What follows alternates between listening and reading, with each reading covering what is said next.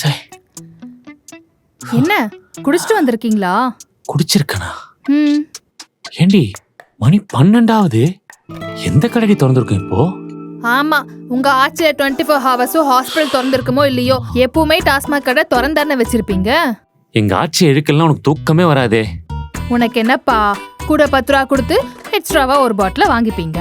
நான் போய் ஒரு கடையில 10 ரூபா செலவு பண்றேன்னா, ஏன் அவ்வளோ செலவு பண்ற, ஏன் இவ்வளோ செலவு பண்றேன்னு கத்தியே தீத்திடுவீங்க. 10 ரூபா தானடி. 5 வருஷத்துல 24,000 கோடி டாஸ்மாக் ஊழல் பண்ணிருக்கீங்க தெரியுமா? அப்ப உங்க ஆட்சியில என்ன பண்ணீங்க? நாங்க எங்க ஆட்சியில 2000க்கும் மேற்பட்ட டாஸ்மாக் கடைகளை மூடி இருக்கோம். நீங்க வந்தீங்க, எல்லாத்தையும் திறந்து வச்சிட்டீங்க.